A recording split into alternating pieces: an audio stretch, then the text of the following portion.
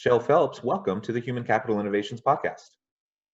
Thanks for having me, Dr. Westover. Thank you, and please call me John. Great, I will do that.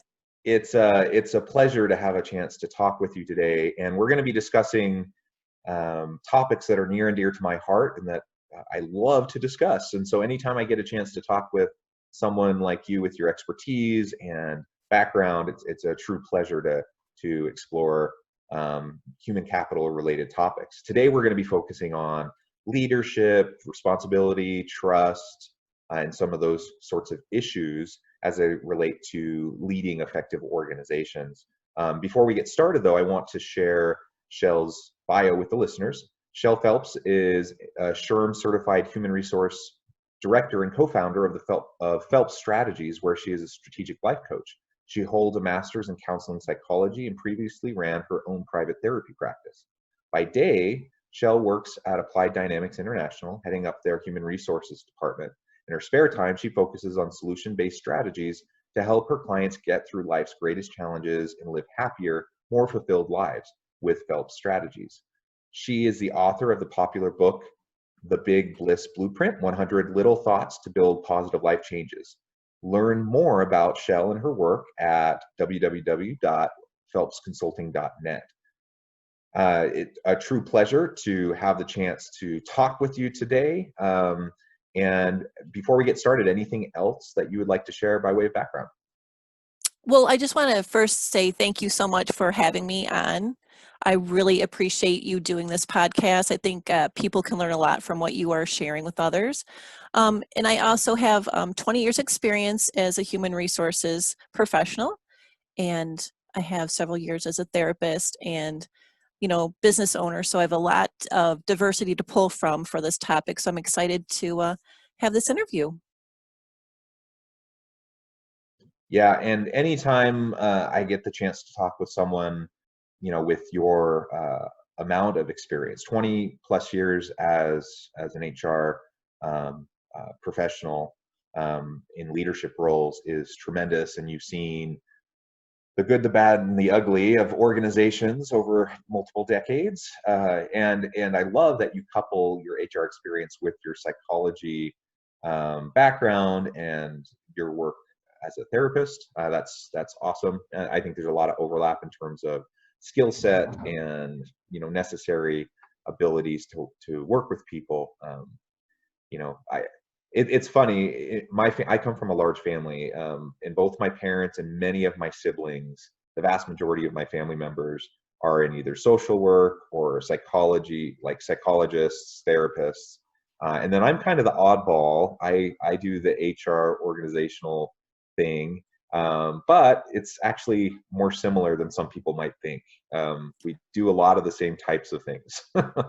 It really, there's a big overlap, and I've been asked that several times, like, how would a former therapist want to, get back into HR? And there is a huge overlap, and it's been a huge asset in my career for sure. Yeah, excellent. Well, good. Thank you for that introduction. So as we get started today, I thought maybe we could just start with the basic idea of leadership, how you define leadership, and why leadership is a responsibility, more than just a formal title, more than just formal position in an organizational structure, more than the power and prestige that might come along with that kind of a position. Why should we view leadership as a responsibility? It's a great question, and I think if you want organizational effectiveness, you have to have strong leadership. And through strong leadership, I view it not just a title, but it is a huge responsibility to be in that role. I mean, you have to lead with boldness. You have to lead by example. You have to encourage your employees through positive reinforcement when they are doing something well. You want to let them know they are doing well. If not, we take for granted that they know. They don't always know. Employees don't always know if they're doing something right or wrong. I think that we have to, as leadership roles, we have to allow our employees to make mistakes, because those times are when we learn the most.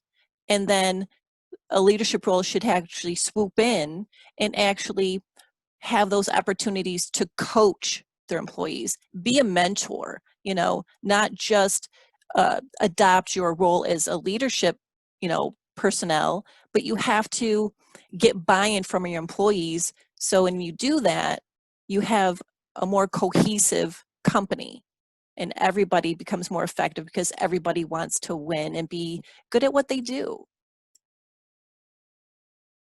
Yeah, great insights.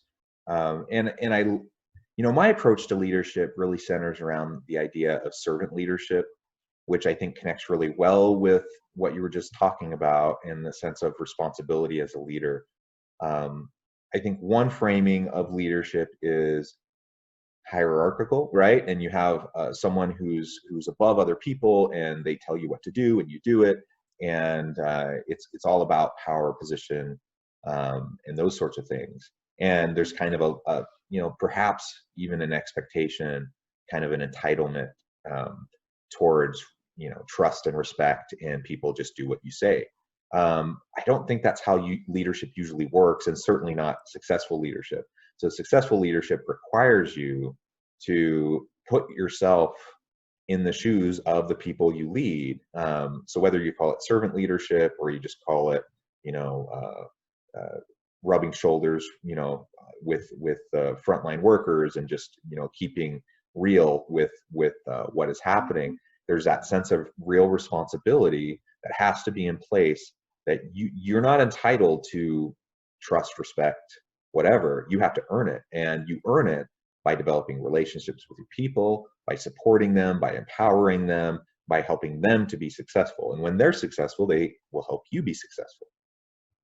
That's a very valid point, because I think that the way I view it is, if you want a good company culture, you build trust. And the way you do that is just like what you said, is you have to earn it, in both ways, as a leadership role and as an employee, you have to come together and you have to trust each other. And then when you have that trust, that you have to be transparent. You can't have hidden agendas, that the employee doesn't know or that the leader doesn't know. So I think transparency is a really good indicator of building that trust. And when you have trust in your relationships, professional relationships even, it builds, it builds retention inside the company. And when you build retention, you also have, that's how you build a good company culture, which, as you probably know, it takes years to transform or to, sustain culture. You have to have all these elements cohesively to, to be powerful and effective, as an organization and as in a leadership role. Yeah, I think that's absolutely right. And so I guess the question is, if transparency leads to all these positive outcomes, which it does, and there's plenty of research to demonstrate that, and plenty of practical experience just between you and I think anyone who's worked in organizations, that when there's greater transparency, there's greater levels of trust. But developing that culture of transparency to then drive trust and better retention outcomes and performance outcomes, that can be really difficult, particularly in an organization that historically has been very closed, and very close to the vest in terms of holding their cards and not wanting to be transparent. And many leaders' style is exactly that, to hold their cards close to their vest. They don't want people to know, because they have control, they have the power if they control the information. That's kind of the view. And it's interesting to me because, again, there's so much research that demonstrates that greater transparency will lead to these other really positive outcomes. So what would you suggest to a leader, perhaps, who has that style of a little bit more protection of information, or an organization as a whole that has that culture? How do they start to shift in a positive direction towards greater transparency, greater trust? It's a great question. I worked for a company a few years ago, well, several years ago, that had this, essentially the same problem. They believed in, they rule with iron fist. You do what you say, what you do what you're told, and that has been historically the way they've done business for years. So what we implemented is having leadership trainings and showing how role playing reverse the roles and have the leaders play an employee role and vice versa, and how it makes the leadership go into that training mode, you know, absorb the other person's role. And how would you feel if somebody just told you, well, you just have to do this because, and when you get buy-in from employees, you get way more out of their performance objectives, and you meet company expectations, you know, more substantially if you get buy-in from your employees and they know why you're making these decisions, why we're doing these things, why we're going into this direction. I mean, there's just, like you said, there's so much research that supports it, but starting at the top, leadership trainings and having even those monthly interactive, you know, sessions where we did some one-on-one sessions with leaders who were really struggling to buy into this transparency strategy. And then we do get together with groups of leaders to make sure that everybody's kind of on the same page and what their experiences are. It was actually beneficial to just, you know, open that door of enlightenment to get the leadership buy-in. And then it just seems to disintegrate all the way down. And then, you know, culture starts to transform in that direction. Yeah, I think, you know, anytime it's possible to get buy-in, you know, from the top down, that's really, really helpful. Um, Unfortunately, we're not always in a position, you know, to do that, and especially, you know, as a 20-year HR professional, you know, you're often in your, you know, ideally, an organization will have a CHRO person elevated to the boardroom, you know, where they're in those C-suite meetings to help, you know, inform those discussions and encourage this type of transparency. But a lot of organizations, the HR, that the lead HR role is actually a few rungs down. And I don't know what your experience has been where you've been at in the org chart, but if you're a few rungs down and you're trying to drive these types of discussions and you don't have a C-suite leadership that really believes in it or buys into it, any thoughts on how, you know, how to start moving that needle? You mentioned training, and I think anytime we can do training, that's good. But we have to convince them that the training is necessary, and we have to, you know, help persuade that maybe this movement towards more transparency is actually going to be more beneficial in the long run. You're absolutely right. I've been in many different HR roles, and I've been in smaller companies, mid-sized companies, and larger companies. So each one of them had their own obstacles with this, you know, culture shift of buy-in, of, you know, being transparent. So one of the things that I started a few years ago is you find some leaders who are willing to listen to you, and you build those relationships by encouraging those relationships with your leaders that who have that more open-mindedness, and they watch the transformation of their teams flourish. Then it becomes more of a competition, so to speak, internally. Sometimes it can be a healthy competition where it's like, oh wow, this department's really doing well and they're, you know, seeing these changes. Maybe there's something to this transparency strategy that I should try. So sometimes when you get a few leaders who are willing to buy into it, it does kind of become contagious and spread.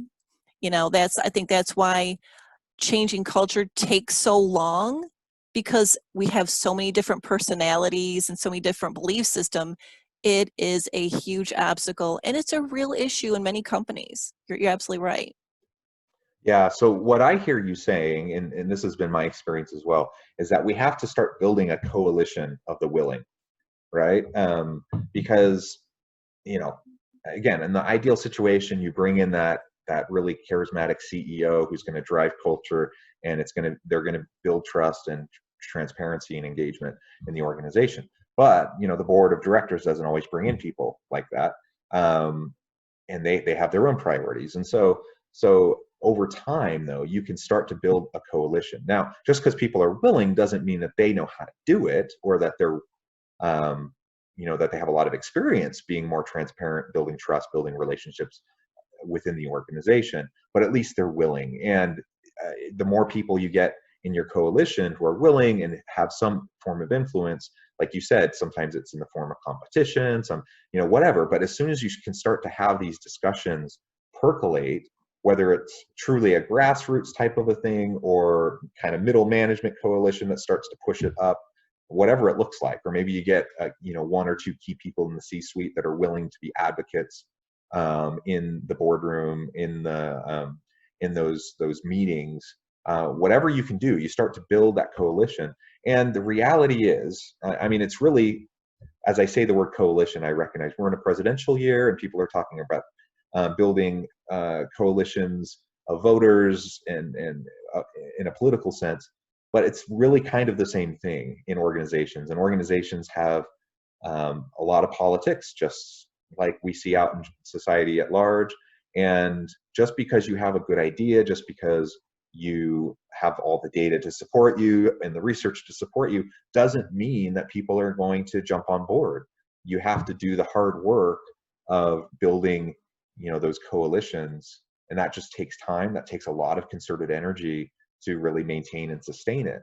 But it's worth it, because if you can shift an organization, from one that doesn't trust its employees to share information to one that's more transparent, employees will reciprocate, that kind of level of trust, and treating them like an adult, and not assuming that they're not.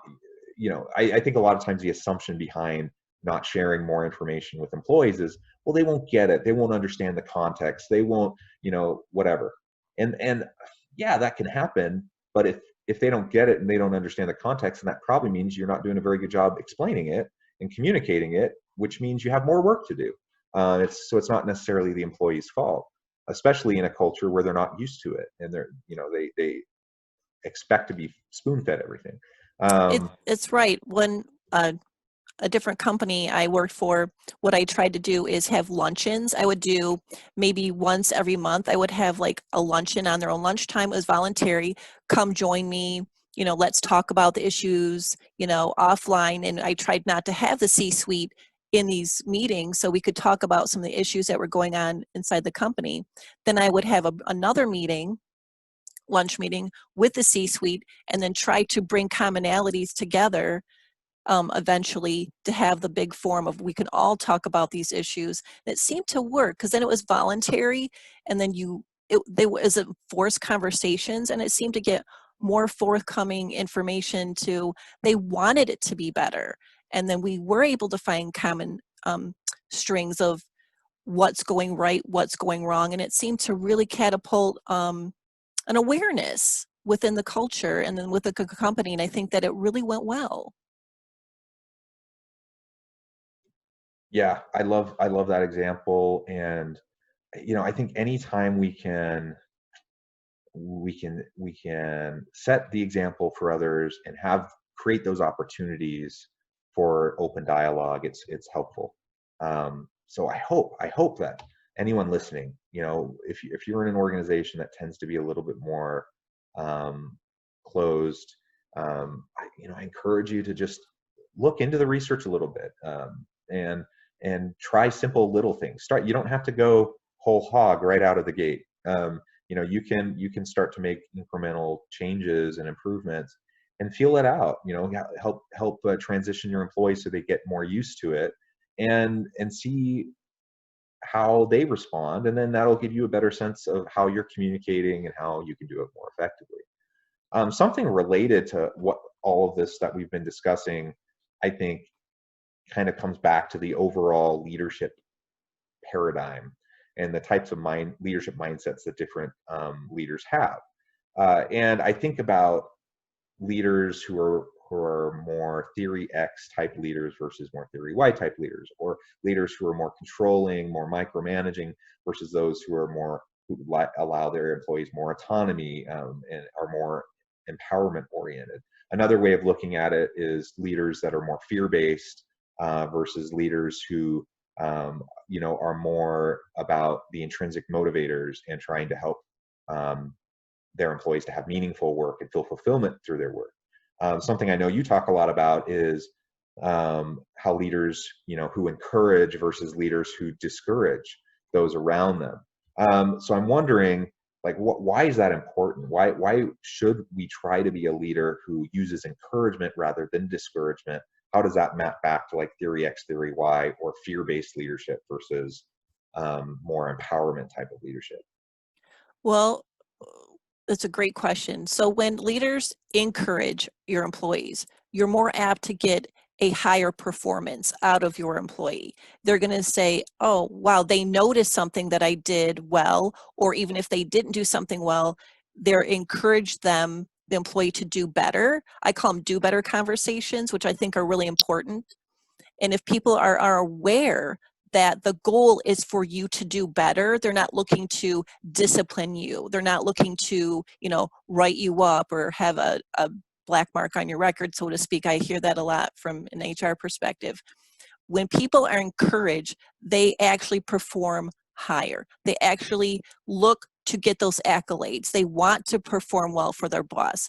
And, as you know, like, we are human beings and we want to, do well in our jobs. That's why we got the job in the first place. So if we do well and we get the acknowledgments that we think we deserve, you're always going to be looking to strive to do better and better and better. The outcomes for the whole company, if people adopt that philosophy, are way better outcomes than people who are discouraged and they tend to leave their jobs because they're not with a leader who is encouraging them. They're someone with who is discouraging them, which can be very detrimental to the organization as a whole.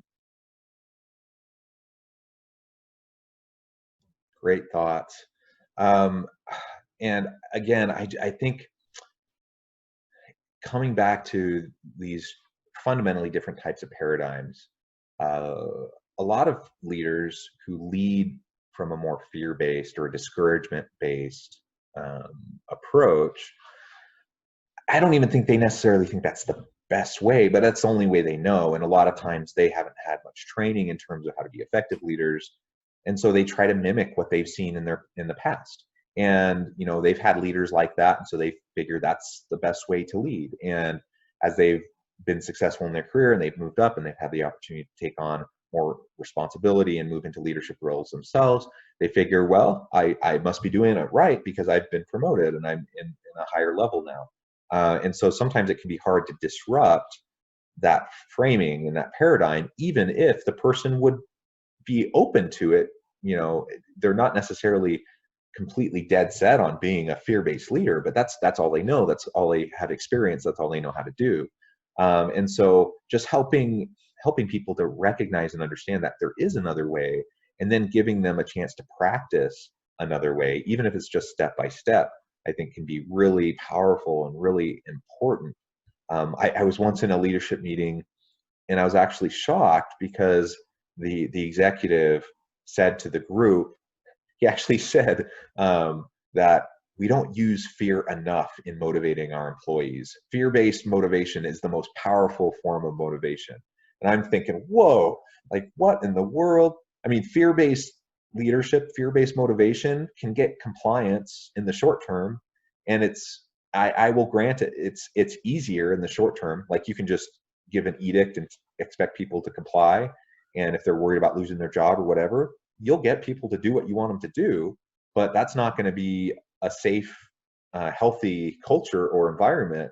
And that's not going to be one where you're going to foster commitment over time. It's simply unsustainable. So it may be easier in the short run, but in the long run, it's not going to be, because you're going to have higher levels of turnover. You're going to have all sorts of performance issues and people who are scared to try to innovate and be creative in any way. So yeah, I mean, as much as people might think that fear-based leadership can be effective, I really, really question that. I suppose there could be certain circumstances in a crisis where someone just kind of steps forward and they take the lead and they just tell people what to do. I can understand that there's situations like that, but generally speaking, for most organizations and most circumstances, you want more collaboration, you want more input, you want more transparency, you have to develop relationships, and you can't just expect people to just endlessly follow you without knowing why they're doing what they're doing. It's exactly right. Like, when you build relationships, it's not one size fits all statements. You have to adapt to your audience. So when you're a leader, you know, just because you tell one employee this is what you should do, and in a way that you think that they hear you well, they might not be receptive, and you don't know that, because if you're leading by fear, you're not going to get any feedback.